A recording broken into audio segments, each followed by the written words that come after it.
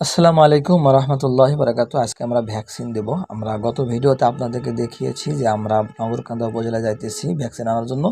আলহামদুলিল্লাহ সেখানে আমরা ভ্যাকসিন পেয়েছিলাম, তো আমরা ভ্যাকসিন নিয়ে আসছি।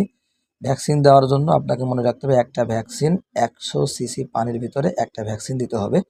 আর প্রত্যেকটা হাঁসকে 1 সিসি পরিমাণ দিতে হবে। তার মানে আপনি একটা ভ্যাকসিন 100টি হাঁসকে দিতে পারবেন। এজন্য আপনার প্রয়োজন একটা ঠান্ডা পানি। ঠান্ডা পানির ভিতরে আপনাকে এই ভ্যাকসিনটা মেলাতে হবে, যে আমরা মিলাচ্ছি দেখুন। ঠান্ডা পানি ভ্যাকসিনের ইসের ভিতরে দিয়ে এরপরে ওটাকে সুন্দর করে ভিতর থেকে তরল করে নিয়ে আসতেছি। যেহেতু ভিতরে একটা ঔষধের মতো, একটা বড়ির মতো, বড়ি ঔষধ আছে যেরকম ট্যাবলেটের মতো, ওরকম ভিতরে একটা ট্যাবলেটের মতো আমরা পানি দিলেও ট্যাবলেটটা আস্তে পানির সাথে মিলে যায়। এরকমভাবে আমরা এরকম করে ওই ভ্যাকসিনটা বের করতেছি। বের করে এরপর আমরা সুন্দর করে পানির সাথে মিশিয়ে দেব। মিশিয়ে দেওয়ার পরে 1 সিসি এই ঔষধ একটা হাঁসকে দিতে হবে। এটাই হচ্ছে আপনার ভ্যাকসিন দেওয়ার নিয়ম। এভাবে আপনারা করে থাকবেন ইনশাল্লাহ। তাহলে আপনাদের হাঁসের সুস্থতা অনেকটা বেড়ে যাবে, অনেকটা রোগ প্রতিরোধ ক্ষমতা বাড়বে। ঠিক আছে, এরকমভাবে আমরা কি করে থাকি, ভ্যাকসিন দিয়ে থাকি, আপনারা এরকমভাবে দিবেন।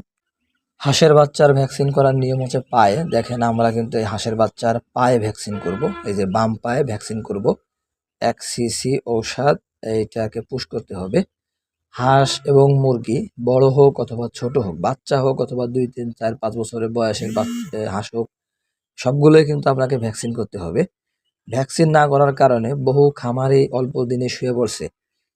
মনে করেন যে 2, 4, 5 হাজার হাঁস অথবা মুরগি আছে, ভ্যাকসিন করে নাই, এক রাত্রে, একদিনের ভিতরে 2,000, 3,000 হাঁস মরে গেছে।